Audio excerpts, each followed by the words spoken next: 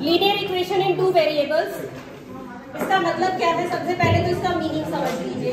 Linear equations in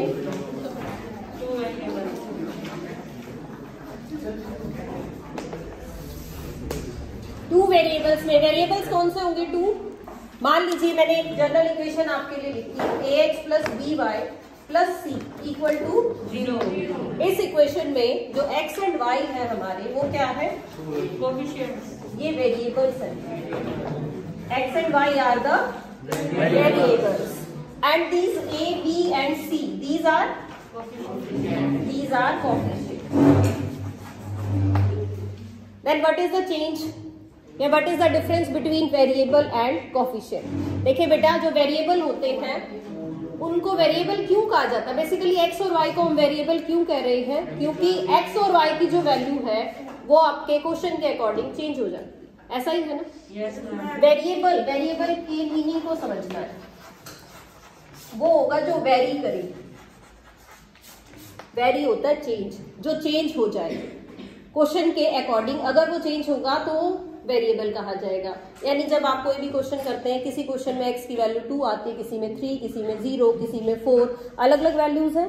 so these are called variables and a, b and c are coefficients. a, b और c coefficients है, वो constant का काम करेंगे। Constant होता है फिक्स्ड। किसको बोलते हैं कांस्टेंट? जो फिक्स्ड है। फिक्स्ड है मतलब, मान लीजिए मैंने ये इक्वेशन लिख दी 3x plus 4y plus 10 equal to 0। इसमें ये जो x है और ये जो y है, ये क्या है? वेरिएबल। ये तो चेंज हो सकते हैं। आप x की जगह 2 रख दो, y की कोई और वैल्यू आ जाएगी। x के प्लेस पे 0 पुट करोगे, y की कोई और डिफरेंट वैल्यू निकल के आ जाएगी। लेकिन 3, 4 और 10 क्या कभी चेंज हो सकते हैं? No.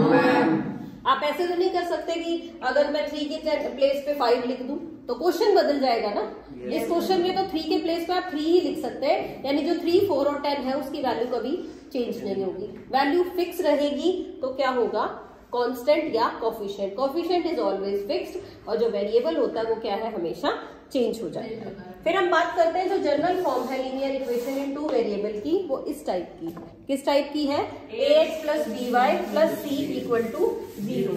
इसी टाइप का आपकी इक्वेशन होगी। अगर इस टाइप की नहीं है तो आपको इस टाइप की इक्वेशन बनानी है। कुछ क्वेश्चंस उसके अकॉर्डिंग करते हैं। पहले आपको ये इक्वेशन दे दी गई और क्वेश्चन ये है कि right this equation in general form and write down a, b and c। पहले आप इसको जनरल फॉर्म में लिखिए और फिर क्या बताइए? What is the value of a, what is the value of b, what is the value of c। तो जनरल फॉर्म को ऑब्जर्व करिए कैसे लिखी गई है। पहले x होता है, फिर y होता है और फिर जो सिंपल नंबर होता है उसको लिखते हैं। और सारी चीजें लेफ्ट हैंड साइड में है और राइट हैंड साइड क्या होती है? 0 होती है। ऐसा ही है ना? तो हम इसको इसी टाइप का बना लेते हैं। देखिए क्या बनेगी ये? 2x minus 3y minus 7/2 is equal to 0। अब कंपेयर करते हैं हम इस इक्वेशन के साथ। ठीक है नीरज, आप बताओगे मुझे यहाँ पे c की वैल्यू क्या है?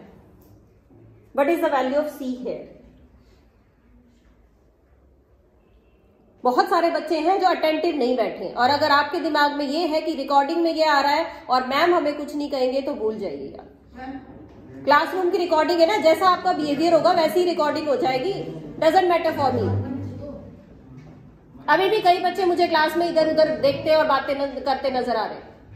हाँ जी सर, -7/2 राइट आंसर है। कंपेयर करेंगे तो a की वैल्यू हमारे पास 2 आएगी, b की वैल्यू -3 और c की वैल्यू -7/2। Sit down.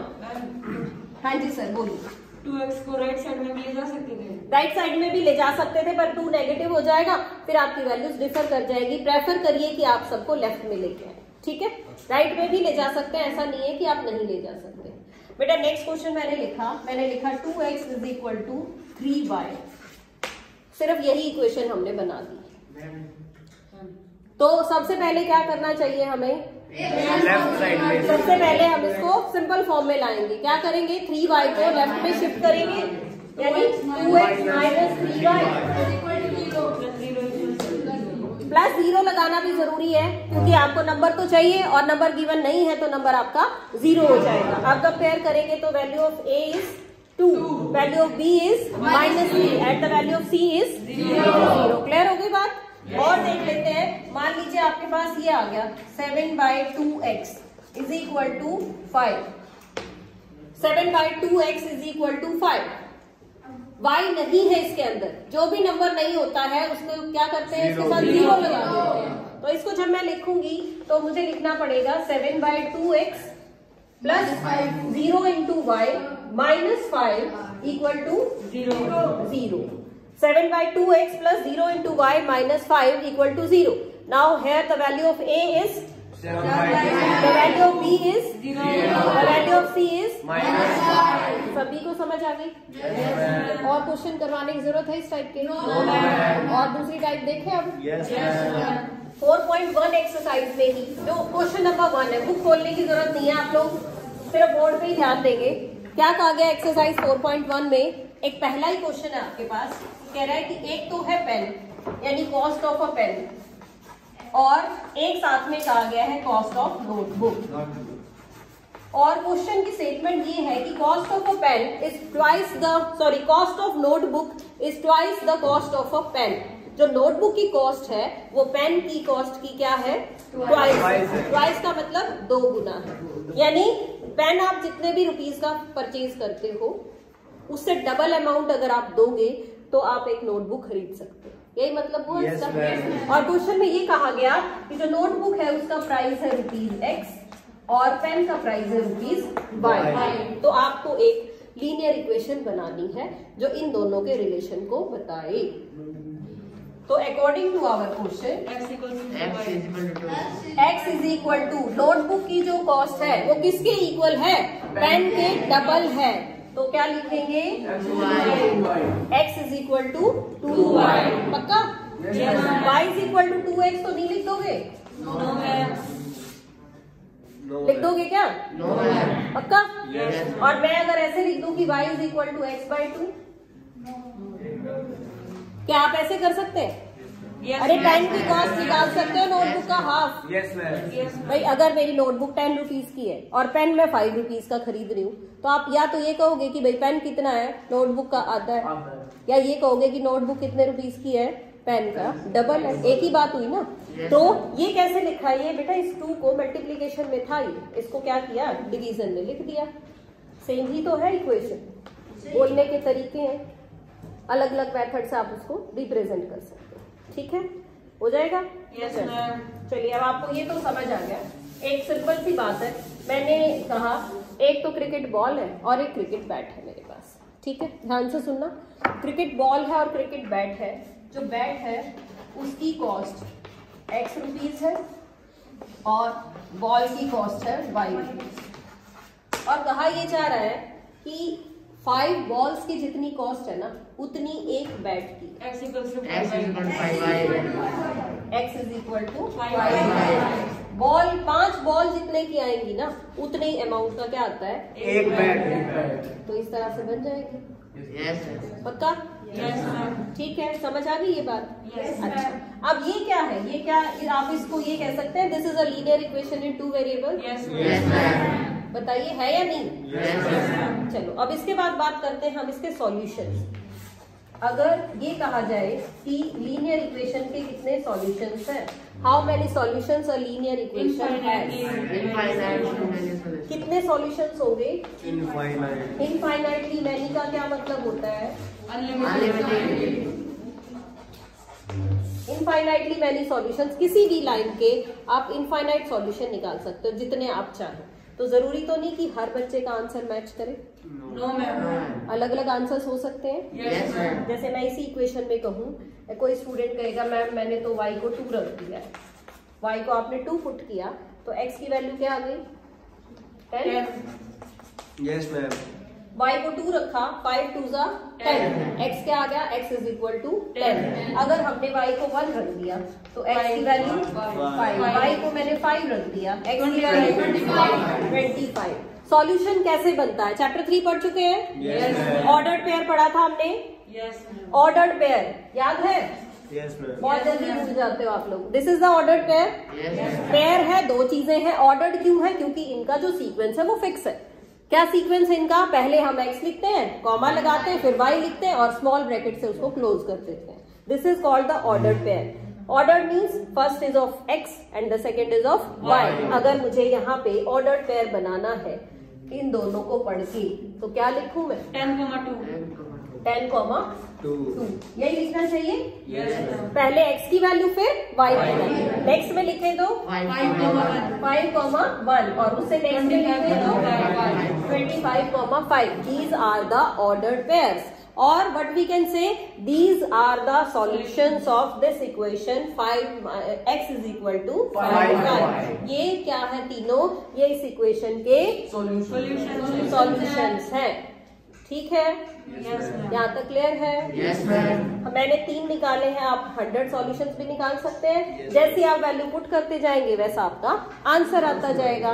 तो क्वेश्चन में जितने सॉल्यूशन फाइंड आउट करने को कहे जाएं उतने आप फाइंड आउट कर देंगे अपने क्वेश्चन के अकॉर्डिंग. कभी क्वेश्चन में कहा जाता है 2 फाइंड आउट करिए, कभी कहा जाता है 4 फाइंड आउट करिए. तो डिपेंड करता है क्वेश्चन के ऊपर. चलिए अब फिर से देखो, लीनियर इक्वेशन है. लीनियर इक्वेशन किस चीज की है? लाइन की. लीनियर वर्ड, लाइन दिख रहा है इसमें? लीनियर इक्वेशन से हम प्लॉट कर सकते हैं एक लाइन. क्या प्लॉट कर सकते हैं? लाइन. एक स्ट्रेट लाइन हम लीनियर इक्वेशन से प्लॉट कर सकते हैं. कैसे प्लॉट करें? लाइन सीधी थोड़ी प्लॉट होगी. लाइन के लिए मुझे सॉल्यूशंस चाहिए. क्या चाहिए? जैसे अभी मैंने ये इक्वेशन लिखी थी और इसके हमने सॉल्यूशन भी लिखे थे. क्या लिखे थे? एक तो मैंने लिखा था 10,2, एक सॉल्यूशन लिखा था 5,1 और एक छोटा लिख लेते हैं क्योंकि बड़ा नंबर प्लॉट करना मुश्किल होता है. y को 0 रखोगे तो x भी आ जाएगा 0. ऐसा ही है? Yes, ma'am. तो मैंने एक सॉल्यूशन ये बना दिया. अब मैं कह रही हूँ कि ये एक लाइन है. आप कहोगे मैम कहाँ दिख रही है लाइन? तो लाइन इससे तो ड्रॉ नहीं होगी. लाइन कैसे ड्रॉ होगी? लाइन तो ग्राफ से ड्रॉ होगी और ग्राफ के लिए पॉइंट्स चाहिए. और पॉइंट्स कहाँ से आएंगे? जो इसके सॉल्यूशंस है वही पॉइंट्स हैं. प्लॉट करेंगे तो किस तरह से प्लॉट करेंगे? ये x एक्सिस, ये y axis. This is called origin के कोऑर्डिनेट्स 0, 0. x और y एक्सिस एक दूसरे पे क्या है? परपेंडिकुलर है. x और y एक्सिस ने पूरे कार्टेशियन प्लेन को कितने पार्ट्स में कट कर दिया? सारी चीजें याद है ना? 4 क्वाड्रेंट्स में कट कर दिया. फर्स्ट क्वाड्रेंट में x और y कैसे होते हैं? पॉजिटिव. थर्ड में नेगेटिव और फोर्थ में. ये चीज बार बार इसलिए कराई जा रही है ताकि आप ना भूलो. चैप्टर दोनों बिल्कुल कनेक्टेड है. आपको पेपर में ये नहीं पता चलेगा चैप्टर 3 का क्वेश्चन है या 4 का एक जैसे दिखाई देंगे या मिक्स होके आएंगे. तो आपको दोनों चैप्टर्स इकट्ठे ही करने हैं, तभी टेस्ट भी इकट्ठा ही होगा इनका. ठीक है, देखिए पॉइंट्स प्लॉट कर रहे हैं सर. मैंने प्लॉट किया 0,0. ये तो प्लॉट ही क्या करना, ये तो ओरिजिन है हमारा. 5,1. 5,1 का मतलब है x पे 5 और y पे 1. हर बार डॉटेड लाइन लगानी कोई जरूरी नहीं है. तो आप रफली अपना आइडिया लीजिए 1 और 5. ग्राफ पेपर मिलेगा आपको एग्जाम में. अगर ग्राफ का क्वेश्चन आएगा तो ग्राफ पेपर मिलेगा. तो लाइंस ऑलरेडी बनी हुई है, आपको लाइंस बनाने की जरूरत ही नहीं है. ठीक है, ये पॉइंट आ गया 5,1. अच्छा ये बताओ, क्या मैं इन 2 पॉइंट से इस तरह लाइन बना पाई? Yes ma'am. और लाइन को एरो लगा के और भी एक्सटेंड करेंगे इन दिस वे. कर सकते हैं? Yes ma'am. ठीक है, अब चाहो तो थर्ड पॉइंट पे प्लॉट कर लेते. 10 and 2 करते तो वो और आगे तक आ जाता. मान लीजिए यहाँ आता आपका 10 और ऊपर जाता, तो इट मे बी पॉसिबल कि ये पॉइंट हो 10 and 2. और अगर आप नेगेटिव पॉइंट्स लेते इसी में, मान लीजिए मैंने y की वैल्यू -1 ले ली, तो x कितना आ जाता है? -5. ठीक है, y कैसा है? -1 तो x की वैल्यू है -5. यानी x -5 के लिए आप देखो जरा, ये -4, ये -5 और y क्या है? -1. यानी x है -5 तो y -1 नीचे आएगा. Yes ma'am. तो -1 आपका यहाँ है. इट मीन्स ये पॉइंट पॉसिबल है अगर आप प्लॉट करें. तो आप और पॉइंट ले रहे तो आपकी लाइन पे ही आ रहा है, दिख रहा है ना? कोई ये तो नहीं इस लाइन से इधर उधर कहीं ऊपर नीचे आ रहा है. यानी आप इस इक्वेशन में पुट कर करके कितनी भी वैल्यूज निकाल लीजिए, वो जो आपका पॉइंट होगा वो इस लाइन के ऊपर ही आएगा. पक्का ना? Yes, ma'am. तो इसका मतलब आप लाइन प्लॉट कर सकते हैं, हर बच्चा अपने अकॉर्डिंग पॉइंट्स निकालेगा, वो प्लॉट करेगा, लेकिन लाइन दिखने में टीचर को तो एक जैसी दिखाई देगी। यानी मैं अगर आपका पेपर चेक करूंगी या कोई और चेक कर रहा है आपका पेपर, तो जो आप लाइन ड्रॉ कर रही हैं वो अगर ऐसी है तो ऐसी ही रहेगी। आप कोई भी सॉल्यूशन ले लीजिए उसका, तो उसकी शेप पे, उसकी डायरेक्शन पे कोई इफेक्ट नहीं आएगा। आंसर्स अलग अलग होंगे, सॉल्यूशंस अलग अलग होंगे, लेकिन प्लॉटिंग सेम होगी। प्लॉट करने के लिए किन किन चीजों का ध्यान रखना है? एक तो जहां पॉइंट प्लॉट कर रहे हैं उसके साथ उसके कोऑर्डिनेट्स लिखें, पहली बात। दूसरी बात, पॉइंट तक लाइन नहीं छोड़ेंगे आप, एरो लगाएंगे, लाइन को एक्सटेंड करेंगे। एरो क्यों लगा रहे हैं? एरो हम इसलिए लगाते हैं क्योंकि लाइन को आप दोनों ही डायरेक्शन में एक्सटेंड कर सकते हैं, ठीक है। और लाइन की इक्वेशन इसके साथ ही लिख देंगे। आप चाहो तो इसके ऊपर लिख लीजिए, नीचे लिख लीजिए, यहाँ इस साइड लिख दो या इस साइड लिख दो। आपको लिखना होता है कि ये जो लाइन हम ड्रॉ कर रहे हैं ये इसकी इक्वेशन। बताइए, यहाँ तक क्लियर है जी? Yes ma'am. जहां तक आप बताते जाएंगे हम उससे आगे ही चलेंगे। अब हमने लाइन से प्लॉट पॉइंट निकालने सीख लिए और पॉइंट निकाल के प्लॉट करना भी सीख लिया, यानी सॉल्यूशन फाइंड आउट करने भी सीख लिए। अब क्वेश्चन थोड़ा आपका इससे ट्विस्ट होके आ गया।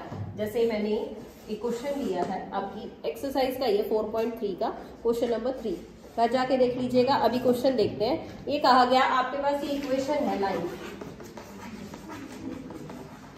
This is the equation of a line, और ये कहा गया है कि point 3,4 lies on the graph. बेटा बुक में नहीं देखना, बोर्ड पे समझो। ये कहा गया कि ये जो पॉइंट है 3, 4, ये क्या कर रहा है? It lies on the graph of this line. तो हम क्या करते हैं, 50% ऑफ द स्टूडेंट क्या करते हैं? ग्राफ बनाना शुरू कर देते हैं। क्यों? क्योंकि ग्राफ वर्ड दिख गया तो ये लगता है ग्राफ बनाना होगा, तभी तो दे रखा है मैडम ने। ग्राफ बनाते हैं और ये 3, 4 उस पर दिखा देते हैं। लेकिन क्वेश्चन की लैंग्वेज को समझिए। क्वेश्चन आपको ग्राफ बनाने के लिए नहीं कह रहा है। कहीं लिखा है क्या ड्रॉ द ग्राफ? नो। तो नहीं बनाना, ग्राफ का कोई रोल नहीं है। ये इसकी सिंपल लैंग्वेज है। ये कह रहा है कि ये जो 3, 4 पॉइंट है ना, ये इसके ग्राफ पे लाई करता है, मतलब ये लाइन के ऊपर लाई करता है। और इसकी जगह ये भी कहा जा सकता था कि this point 3, 4 is a solution of the line. ये जो 3, 4 है ये क्या है? इसका सॉल्यूशन है। हमारे लिए एक ही बात है, इसको कहने का मेथड अलग है सिर्फ। तो आपको ग्राफ प्लॉट नहीं करना। इसका मतलब यही है कि ये जो 3, 4 पॉइंट है ये इसका क्या है? सॉल्यूशन है। सॉल्यूशन अगर होता है तो आप क्या करते हैं? x के प्लेस पे 3 इसमें रख सकते हैं, Yes, ma'am. और y के प्लेस पे 4 रख सकते हैं। रख दें हम, क्योंकि क्वेश्चन में आपको इस a की वैल्यू फाइंड आउट करनी थी। क्वेश्चन ये था कि if the point 3, 4 lies on the graph of this line then find a। तो ग्राफ नहीं बनाना, ग्राफ पे पॉइंट लाई करके नहीं दिखाना। सिंपल लैंग्वेज है कि ये जो पॉइंट है ये इस लाइन के ऊपर है, इसका मतलब इस लाइन को सेटिस्फाई करेगा, इस लाइन का सॉल्यूशन होगा। तो y के प्लेस पे क्या रखेंगे? 4। x के प्लेस पे होना चाहिए 3, y के प्लेस पे 4 रख देते हैं यहाँ पे। तो y into 4 is equal to 3a plus 7, 12। 7 को शिफ्ट करेंगे, 12 माइनस 7 5, तो क्या आएगा? 5 इज इक्वल टू 3a और 5/3 इज इक्वल टू a। तो इस तरह से आप सॉल्यूशन भी निकाल सकते हैं, सॉल्यूशन चेक भी कर सकते हैं। सॉल्यूशन दे रखा हो तो कभी कहेगा a निकालो, कभी कहेगा b निकालो, तो वो वैल्यूज भी आप फाइंड आउट कर सकते हो। सब तरह से आपको ये क्वेश्चन समझ आना चाहिए कि किस किस टाइप का क्वेश्चन हो गया। रिपीट कर रही हूँ जितना कराया है। सबसे पहले हमने सीखी जनरल फॉर्म। जनरल फॉर्म क्या थी? ax plus by plus c equal to 0, जिसको हम इक्वेट करके a, b और c बता सकते हैं। फिर हमने इक्वेशन बनानी सीखी, जैसे हमने पेन और नोटबुक वाला क्वेश्चन किया, बैट और बॉल वाला क्वेश्चन किया। फिर उसके बाद हमने सॉल्यूशन निकालने सीखे। निकाल सकते हैं ना सॉल्यूशन x और y को पुट करके, सॉल्यूशन निकालने सीखे। उसके बाद सॉल्यूशन को पुट करना सीखा। फिर हमने क्या सीखा है कि अगर सॉल्यूशन गिवन है तो आपको कोई ना कोई वैल्यू पूछी जा सकती है। Find the value of k, find the value of p या find the value of a, जैसे इस क्वेश्चन में लिखा हुआ है। तो उस तरह से हम वैल्यू भी निकाल सकते हैं। तो एक ही क्वेश्चन की कई फॉर्मेशन हो गई। How many solutions are there, how many solutions can satisfy this equation. Infinitely many solution satisfy कर सकते हैं, लेकिन मैं अब ए निकालना है मुझे, तो क्वेश्चन में आपको पॉइंट गिवन मिलेगा। आपको पॉइंट खुद नहीं निकालना, पॉइंट आपको दिया हुआ होगा ताकि आप इस पॉइंट को पुट कर सकें। ठीक है, मेरे ख्याल से चैप्टर आपका रिकॉल हो गया है। इसके अलावा एक ही और चीज है जो 4.4 एक्सरसाइज में हमने पढ़ी थी कि अगर एक इक्वेशन है x इज इक्वल टू 4, इस इक्वेशन को वो कह रहा है कि प्लॉट करिए। किस तरह से प्लॉट करिए? वन वेरिएबल में भी और टू वेरिएबल में भी। ऐसा क्वेश्चन है ना आपका, लास्ट एक्सरसाइज जो है वो यही क्वेश्चन दिखाती है कि plot it in one variable और टू वेरिएबल। तो वन और टू वेरिएबल में कैसे प्लॉट करें? अब ये जो लिखी हुई है लाइन, ये वन वेरिएबल ही तो है भाई। x इज इक्वल टू 4 का मतलब इसमें कितने वेरिएबल है? एक ही वेरिएबल है। क्या है वो वेरिएबल? x। y तो आपको शो ही नहीं हो रहा क्वेश्चन में। तो जब आपको फर्स्ट प्लॉट करना है तो x इज इक्वल टू 4। अच्छा, एक वेरिएबल जब भी प्लॉट करते हैं ना बेटा, तो नंबर लाइन पे प्लॉट करते हैं। किस पे प्लॉट करते हैं? Number line.